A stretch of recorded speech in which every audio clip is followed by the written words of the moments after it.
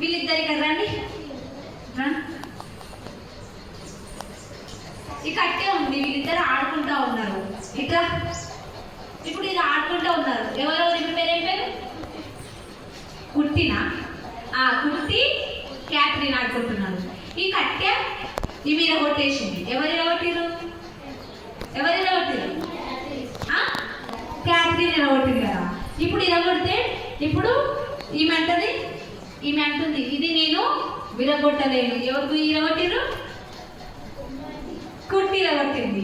కాబట్టి ఇప్పుడు నువ్వే న్యాయం తీర్చాలని యోగు దగ్గరకు వస్తే ఆయన ఏం చేస్తాడంటే ఎవరు చూసి పరిశీలించి ఎవరు చెప్పాలి? ఈయన. అప్పుడు ఏమంటారు? అవును ఈమె నిలబడుతుంది కాబట్టి ఈమె పేరు ఎప్పుడు ఈమెకి ఏం చేసిండు? న్యాయం చేసిండు అన్నట్టు మాట్లాడతాం కదా. సేమ్ అట్లనే ఏది న్యాయం అయితే అదే. కానీ కొందరు ఏంటిది వీళ్ళు ఇది మేమైనా పాపం వీళ్ళు ఏమంటారు? వీళ్ళు మనకు తెలిసిన వాళ్ళనుకో ఏం చేస్తాము? ఈమె మనకు చాలా రోజు మన ఫ్రెండ్, మనం ఏం చేస్తాం? ఈ మీద కొట్టిన ఏం చేస్తాము? ఏ మీద కొట్టలేదు, ఎవరు కొట్టిరు? ఈ మీద కొట్టిందని చెప్తాము. కానీ ఏం చేసి యోగు ఆయన ఫ్రెండ్ కానీ వాళ్ళ చెల్లి కానీ వాళ్ళ అక్క కానీ వాళ్ళ కూతురు కానీ అక్కడ ఎవరు ఉండరు కానీ ఏం చేస్తాడు? న్యాయమే చేస్తాడు. అది ఎవరిది తప్పు ఉంటే వాళ్ళదే తప్పని చెప్తాడు. కూర్చోండి. అట్లా ఎవరు న్యాయవంతుడు? యోగు న్యాయవంతుడు. మళ్ళీ రెండే కాక దేవుని యందు భయభక్తులు కలిగిన వాడు. ఎవరి యందు? మీకుందా భక్తి? ఎంతమందికి ఉంది దేవుడు అంటే భక్తి? ఇప్పుడు వింటున్నారా? దేవుడు అంటే భయభక్తి కలిగిన వాడంట. దేవుణ్ణి ఎంత మనం ప్రేమిస్తాడంట. ఎవరు? ఈ యోగు. ఏంటిది? ఫస్ట్ ఏంటిది? యథార్థవంతుడు. సెకండ్ న్యాయవంతుడు. మూడోది దేవుని యందు భయభక్తి కలిగిన వాడు. మరి మీకు అందరికీ ఉందా భక్తి? ఉందా? దేవుడు అంటే భయముతో ఉంటాడు. దేవుడి సన్నిధికి వస్తే దేవుడి మాటలు జాగ్రత్తగా వింటాడు. మరి వింటున్నారా మీరు? ఇప్పుడు నేను చెప్తున్నది ఎవరి గురించి చెప్తున్నా? ఆయన భయభక్తులు కలిగిన వాడు కాబట్టి ఆయన పేరు ఎక్కడ రాయబడింది? బైబుల్లో కదా. మన పేరు కూడా పరలోక రాజ్యంలో రాయబడాలి అంటే, ఆ గ్రంథంలో రాయబడాలంటే మనం ఏం చేయాలి? ఇక్కడ దేవుడి సన్నిధిలో భయభక్తులు కలిగిన బిడ్డలుగా ఉండాలి. ఇప్పుడు ఏమేమి చేసిండు ఆయన? దేవుడు యథార్థంగా జీవించిండు లోకంలో. తర్వాత న్యాయంగా జీవించిండు. తర్వాత మూడోది దేవుని ఎందు భయభక్తులు కలిగిన వారికి చెడుతనము విసర్జిస్తారనమాట.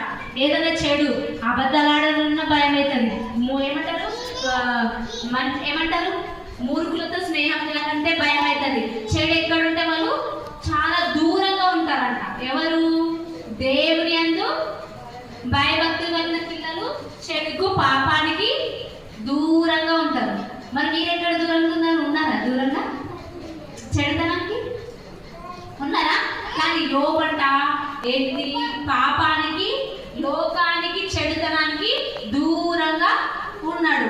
ఆయన దేవుడు అంటే చాలా ఇష్టం. అతనికి 3000 ఒంటెలు ఉన్నాయంట. ఏంటి?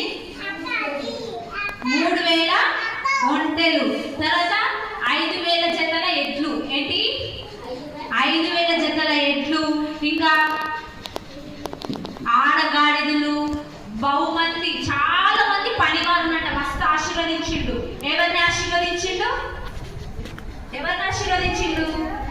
ఎందుకు ఆశీర్వదించిండు? ఆయన ఫస్ట్ ఎట్లున్నాడు? యథార్థవంతుడుగా. సెకండ్ వన్ న్యాయవంతుడుగా. మళ్ళీ మూడోది దేవుని యందు భయభక్తులు కలిగిన బిడ్డగా. నాలుగోది చెడుతనంను విసర్జించిండు.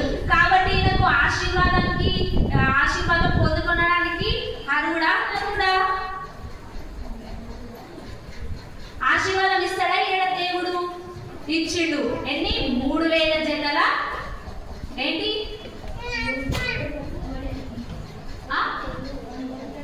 3000 జతల ఒంటెలు, 5000 జతల ఎడ్లు. తర్వాత బహుమంది పనివారంట. పని మనుషులు తెలుసా మీకు? ఇంట్లో పనివారు రాజులో ఇంట్లో ఉంటారు కదా. అలాగే ఈ యోగు ఇంట్లో చాలా మంది పనివారు ఉన్నారంట. తర్వాత చాలా గొర్రెలు, ఎడ్లు, తర్వాత ఒంటెలు. ఇక గొప్పవాడు, ఆ దేశంలోనే గొప్ప ధనవంతుడు ఉన్నాడంట. ఎవరు? యోగు. మరి మీరు కూడా కావాలంటే ఏం చేయాలి? మనం ఆ యోగులాగా గొప్పగా ఉండాలి. ఈ దేశంలో, ఈ రాష్ట్రంలో, ఈ గ్రామంలో, మీ స్కూల్లో, మీ హాస్టల్లో మీరు గొప్పగా ఉండాలి.